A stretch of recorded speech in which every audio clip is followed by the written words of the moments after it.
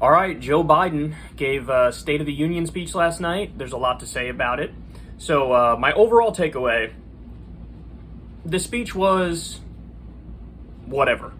It wasn't good, it wasn't bad, it just sort of existed in the ether. In terms of the country's perception of it, we already have some evidence that shows they like it. However, it's very common that the public likes State of the Union addresses from any president, but apparently 7 in 10, according to a CNN poll, who watched the speech said Biden's speech left them feeling more optimistic. So, the good parts. So the good parts are Biden came out. I have the joke I always use where he's half dead. This was an instance of the speech where he wasn't half dead. He was only like 25% dead. It looked like his staffers gave him the proper mix of Percocet and Adderall and whatever other drugs were in his system to pep him up. So he had some life in him, a little more life than usual. Although even with the extra life, he was still relatively calm. So he had a little bit more energy than usual, even though he's still 25% dead. And he calmly went through a list of priorities. And I have to say, in terms of the order of the priorities that he went through, I think that he and his staff did a good job picking out what to lead with and the order to go in. So he started out basically by bragging about the COVID relief bill, the $1.9 trillion package, and talking about the good parts of that bill. That's a great thing to do. It's a political winner for sure. If you do something great, you should brag about the great thing that you did, and he definitely did that. He also surprisingly went on to push for the PRO Act and argue in favor of unions. Now, I'm going to come back to how viable and feasible these things are and the path to getting these things in a second, but just know in terms of highlighting that in the speech, definitely a smart move, definitely a popular move. It's a signal to the middle class and the working class, hey, I'm fighting for you. He pushed for a $15 minimum wage. Now, previously I would have said that's completely hollow because he totally gave up on the fight for it at the federal level, but he did sign an executive order just before this speech where he did the $15 minimum wage for federal contractors and federal workers, and even eliminated the tipped minimum wage at the federal level. So he gave a raise to 390,000 people right before giving this speech. So that sort of gave him the green light to brag about the $15 minimum wage and say we should go further with it. To my surprise, he talked quite a bit about this new bill he's working on, infrastructure bill, also free childcare, free college. He actually stressed these things. And again, the order he went in, I think, was a very intelligent order because he kind of highlighted the economic and populist stuff first. Now, eventually he got around to the identity virtue signaling stuff, but he mostly saved it for the end. He barely touched on foreign policy, but there's a little bit on foreign policy. There's a little too much like new Cold War stuff with China and like global competition type angle. He was good on trade. I think he barely touched on getting out of Afghanistan, but he did say we should get out of Afghanistan. Again, we'll see whether or not he fully gets out. They're going to get the boots on the ground troops out, but then the question is, will he actually take out the 18,000 federal contractors who are there and special ops people and CIA people? I hope he does, but it's yet to be seen whether or not he's actually going to do that. So my big takeaway from the speech is this, though. This is the most important part. Joe Biden's biggest obstacle to success is Joe Biden.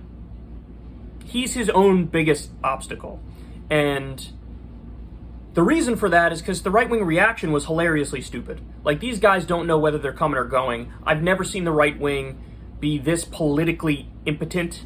So just to give you some examples, Lauren Boebert was caught shaking her head like this, like, to the idea of lowering drug prices. Now, there's reports that Biden actually gave up on that behind the scenes. It's not going to be in this next reconciliation bill. So Biden's not even really committed to that. But you have to be smart enough if you're on the right to pretend like you support something like that. Trump was smart enough to pretend like he supported something like that. Lauren Boebert and a lot of people on the right who are dominating the party now are too dumb to realize you have to pretend to be in favor of lower drug prices. Joe Biden is pretending to be in favor of lower drug prices. How can you be so stupid that you're shaking your head like, that's ridiculous, to the idea of lowering drug prices? I mean, it's insane. There's one of the Fox hosts said that in order to pay for all the stuff Biden wants, you're going to have to increase the death tax. Of course, the death tax is really, the actual name for it is the estate tax, and it only applies to people with fucking estates. You have to have over like $11 million in net worth for it to apply to you. And Foxos was talking about it as if like the working class is going to be against raising the death tax. It's the silliest thing I've ever heard. She also says the government is going to take away your family farm. What are you talking about? Again, the estate tax only applies to people with $11 million in net worth or more, and Biden originally proposed dropping that to about $3.5 million, but he's backed off of that. But that's the thing, it doesn't even matter that Biden backed off of it because they're still going to accuse him of, like, you know, being Stalin, even though he's not going to raise taxes. Even on the top, 1%. He's leaving it for just a fraction of the top 1% in terms of the estate tax. Ted Cruz called the speech radical. On what planet is it radical? Almost everything Biden talked about when it came to economics was like an overwhelming majority supported issue. We're talking 60%, 70% for a lot of this stuff. Senator Barrasso said the far, far left has taken over and Biden is implementing socialism. Again, they're responding to a speech where Biden was like, I'm in favor of this popular thing and this popular thing and this popular thing. And they're losing their minds. My favorite response, though, is Marsha Blackburn said, in response to Biden bringing up universal daycare, she says, you know who else liked universal daycare? The Soviet Union.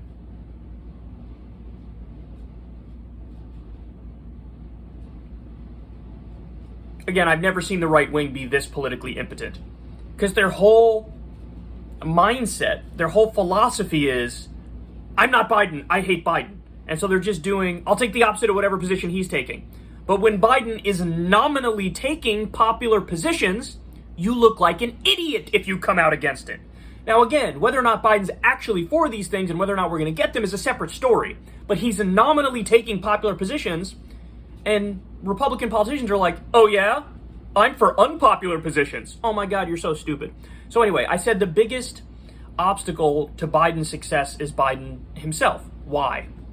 Here's why. It's very simple. All the lovely things he laid out in the speech yesterday, they're all dead on arrival unless you do something with the filibuster. Something. Anything. Eliminate, abolish the filibuster. Change it to the talking filibuster. Or come up with a new rule, which you can do, which says, no, you don't only get 2 or 3 cracks at reconciliation. We're going to give you 10 cracks at reconciliation. You have to do something in order to give yourself the opportunity to get more of this stuff passed. And then beyond that, even for the things that they're gonna send through reconciliation, you got Manchin and Sinema acting as a roadblock. So I want to know, what are you gonna do to make them fall in line? You have to give them the carrot or stick approach. You have to be aggressive. You have to actually fight for this stuff. And if you're not gonna do it, then I don't really want to hear your virtue signaling speech. Because at the end of the day, there is no plan to pass the PRO Act. He's in favor of it nominally, but there's no way they're going to get it passed unless they do something with the filibuster or somehow get it through reconciliation. And even then, you still got to, knock off 2 more Democratic votes of people who are standing in the way. I think Sinema and Kelly are in the way, even though Manchin supports the PRO Act. $15 minimum wage, again, the Democrats are pretending like, we're going to ask the Senate parliamentarian again. You don't have to ask them. You could override them or fire them. Do you understand? So, listen, the speech was okay. It really was. It leaned in a positive direction, even though mostly it's just whatever. But the fact of the matter is, a lot of this stuff is dead on arrival unless you do some serious reforms. And there was nothing on what they're going to do with the filibuster, what they're going to do to have more reconciliation bills, what the strategy is moving forward. So it was really just a virtue signaling speech. Now, I say all that, and I'll end on a positive note. Hopefully, he gets at least some of this stuff through, because I'll give him credit if he does, man. Listen, I'm fair. I gave him credit for signing the executive order that raised the minimum wage for every federal contractor and federal worker.